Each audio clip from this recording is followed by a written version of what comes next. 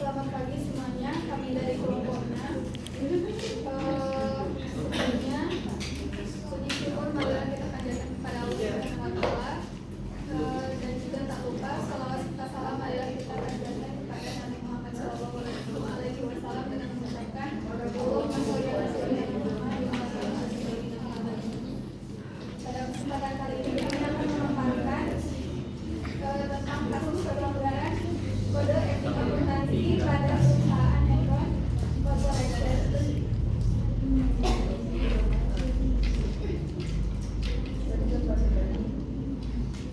Sebelumnya perkenalkan, saya Siti Salas Asria, dan juga di sebelah saya ada Regina Resianda, kemudian ada Syahraman dan Syahida, dan yang terakhir ada Christian Mulia Samudra. Untuk materi yang pertama kami sampaikan oleh Syahraman dan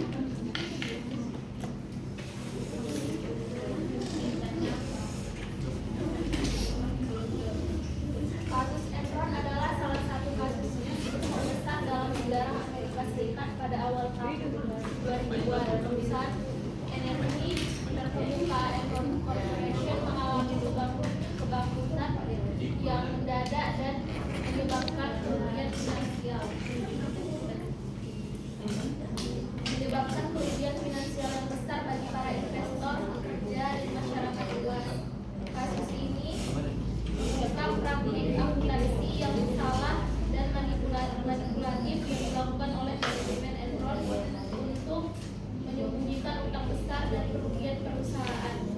Enron Corporation didirikan pada tahun 1985 dan berkembang menjadi salah satu perusahaan energi terbesar di dunia dengan mengkombinasikan perdagangan energi dan operasi bisnis konvensional. Enron berhasil mencapai pertumbuhan yang spektakuler dalam waktu singkat. Perusahaan ini dipimpin oleh CEO yang karismatik, Ned Lay, dan dianggap sebagai contoh sukses dalam industri energi. Enron menggunakan SPAS untuk menyembunyikan utang perusahaan dan memanipulasi laporan keuangannya. Dalam beberapa kasus, Enron menjual aset-asetnya ke SPAS dan mencatatnya sebagai pendapatan, padahal aset-aset tersebut masih berada di bawah kendali perusahaan. Hal ini memungkinkan Enron untuk menghasilkan pendapatan yang terlihat tinggi dan mengelabui para investor. Enron juga menggunakan praktik akuntansi yang agresif untuk mengubah kerugian menjadi keuntungan. Mereka menggunakan metode yang disebut mark-to-market accounting untuk mengevaluasi nilai aset berdasarkan perkiraan keuntungan masa depan. Dengan cara ini, Enron dapat mencatatkan keuntungan potensial sebelum mereka benar-benar terwujud, sehingga menciptakan ilusi pertumbuhan yang terus-menerus.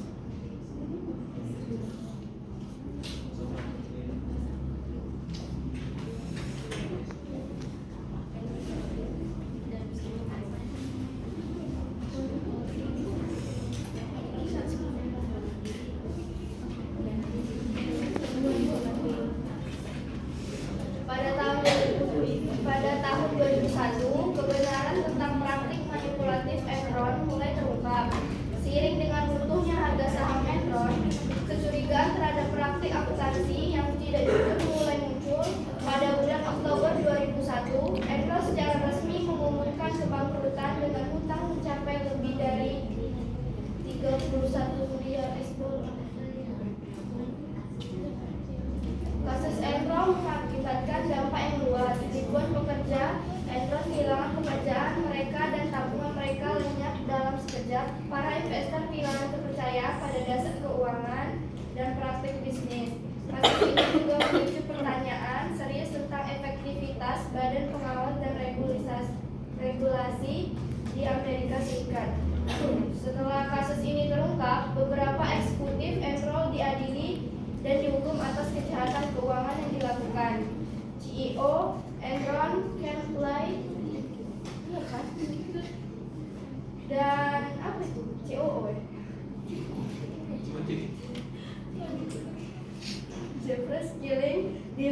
penjara atas tuduhan penipuan, insiden trading, dan kejahatan keuangan lainnya. Kasus Enron menjadi cambuk bagi reformasi peraturan bisnis dan akuntansi di Amerika Serikat.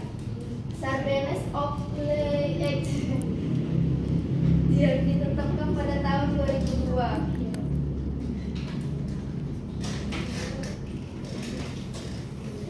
Berikut kronologi singkat pelanggaran kode etik akuntansi dalam kasus Enron.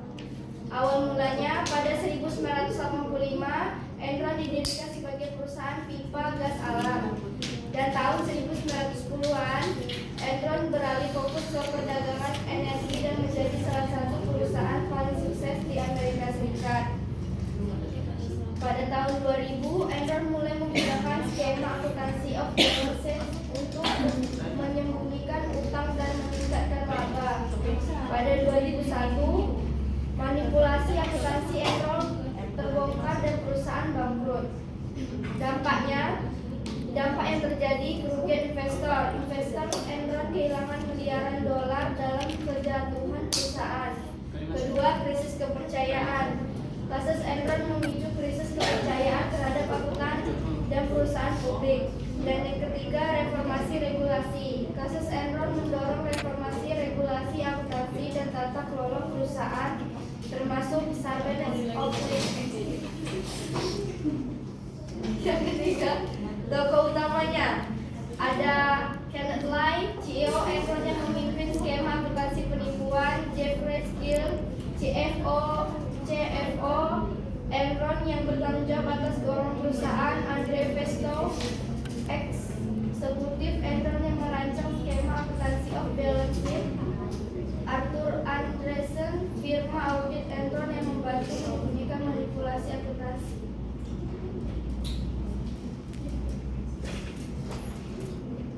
Untuk selanjutnya yaitu pelanggaran kode etik akuntansi pada kasus Enron. Kasus Enron tersebut menjadi contoh yang sangat berguna tentang pentingnya pengungkapan yang jujur, transparansi dalam pelaporan keuangan, dan pengendalian internal yang kuat untuk mencegah praktik keuangan yang meragukan dan melindungi kepentingan para pemangku kepentingan perusahaan. Kasus ini juga memicu reformasi besar-besaran dalam praktik akuntansi dan regulasi keuangan di Amerika Serikat. Beberapa uraian pelanggaran kode etik pada kasus Enron yaitu yang pertama, penggunaan Special Purpose Entities atau SPES.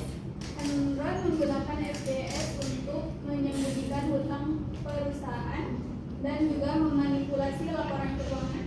Mereka mentransfer aset dan hutang ke SPES tanpa mengungkapkannya secara jelas dalam laporan keuangan, sehingga menciptakan kesan bahwa Enron memiliki kinerja keuangan yang lebih baik daripada yang sebenarnya.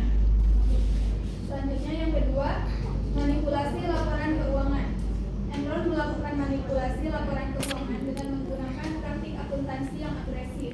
Mereka menggunakan metode mark-to-market accounting untuk memperkirakan keuntungan masa depan dari aset yang nilainya tidak tetap.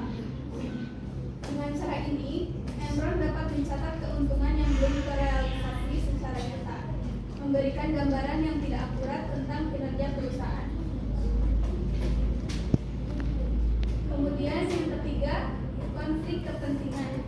Para eksekutif Enron terlibat dalam konflik kepentingan yang serius.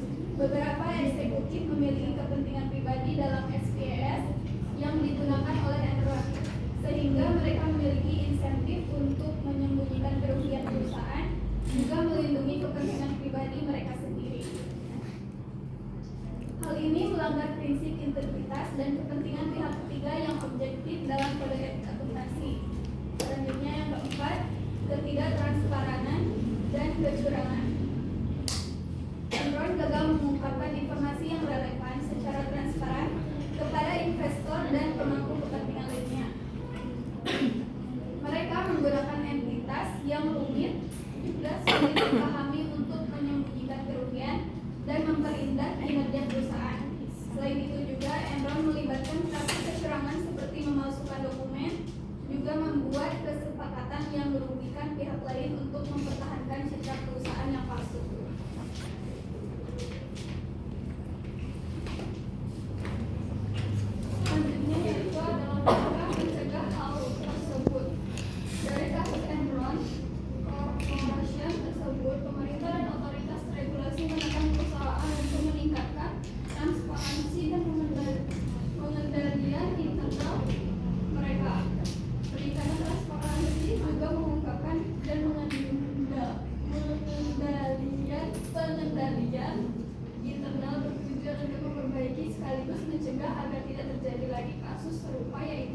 etik akuntansi yang salah dan manipulasi data dilakukan oleh manajemen Enron. Beberapa langkah yang dapat dilakukan untuk mencegah hal tersebut antara lain: yang pertama ada pelaporan keuangan yang benar dan akurat. Perusahaan harus memastikan bahwa semua laporan keuangan mencerminkan kondisi keuangan yang sebenarnya tanpa ada manipulasi data atau penggunaan praktik akuntansi yang menyesatkan. Ini termasuk pencatatan utang, pengeluaran, dan pendapatan dengan tepat. Yang kedua, ada pengawasan independen. Dewan Direksi dan Komite Audit harus terdiri dari anggota independen yang tidak memiliki kepentingan pribadi dalam perusahaan. Mereka harus melakukan pengawasan yang ketat terhadap operasional perusahaan dan pelaporan keuangan. Yang ketiga, transportasi operasional. Perusahaan harus memberikan informasi yang jelas dan mudah diakses tentang operasional dan strategi bisnis mereka. Ini membuat para pemangku kepentingan termasuk pemegang saham memahami bagaimana perusahaan dikelola.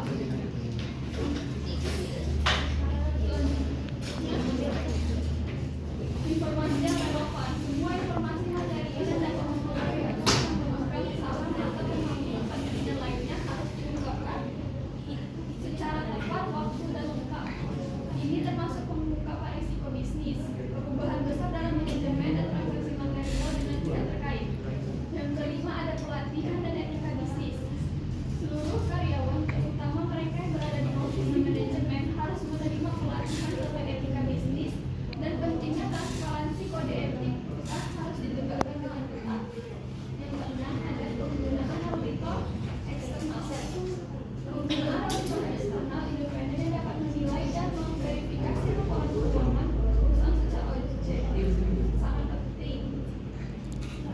Auditor ini harus bebas dari tekanan atau pengaruh dari manajemen perusahaan. Yang terakhir ada whistleblower protection. Perusahaan harus memiliki mekanisme yang aman dan terjamin bagi karyawan yang melaporkan pelanggaran atau ketidakberesan tanpa tahu akan pembalasan.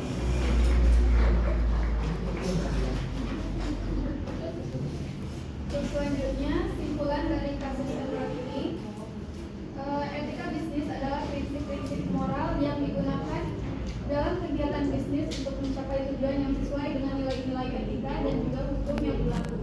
Prinsip-prinsip etika bisnis termasuk prinsip-prinsip seperti integritas, transparansi, kejujuran, tanggung jawab, kesejahteraan masyarakat, keamanan lingkungan, kesehatan lingkungan, dan kewajiban. Prinsip-prinsip ini harus diterapkan dalam kegiatan bisnis kasus Enron Corporation, menunjukkan bahwa pelanggaran pada etik akuntansi dapat terjadi ketika perusahaan tidak mematuhi standar profesional dan etika, serta ketika pihak-pihak yang terkait tidak mematuhi tanggung jawab mereka. Sekian presentasi dari kami. Untuk selanjutnya kita masuk ke sesi tanya jawab. Bagi teman-teman yang ingin bertanya, dipersilakan.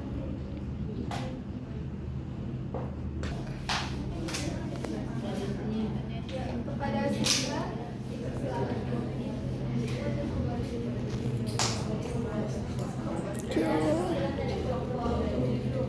Pertanyaan saya, apa dampak dari keberpihakan ayam terhadap para pekerja, investor, dan masyarakat?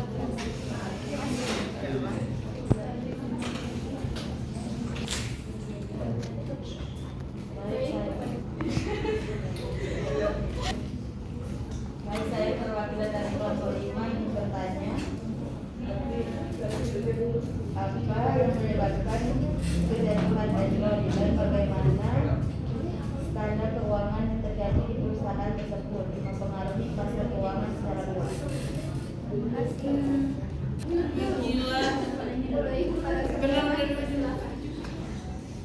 Baik, izin bertanya kepada Pak Penyanyi terkait bagaimana Enron mencatat pendapat dari aset yang sebenarnya masih berada di bawah kendali perusahaan. Terima kasih. Ini saya akan menjawab pertanyaan dari Sinta Dewi. Apa dampak dari kebangkrutan Enron terhadap para pekerja, investor, dan masyarakat luas? Kebangkrutan Enron sangat merugikan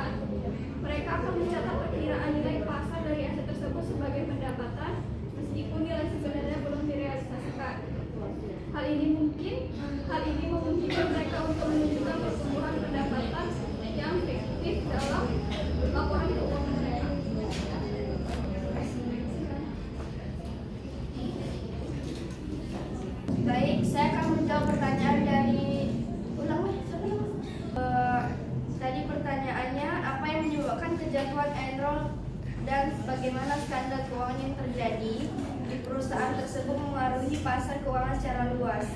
Kejatuhan Enron, sebuah perusahaan energi besar asal Amerika Serikat, disebabkan oleh serangkaian praktik akuntansi yang tidak etis dan ilegal yang dikenal sebagai skandal keuangan Enron.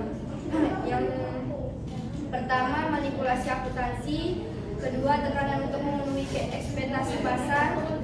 Ketiga, kurangnya transparansi dan pengawasan.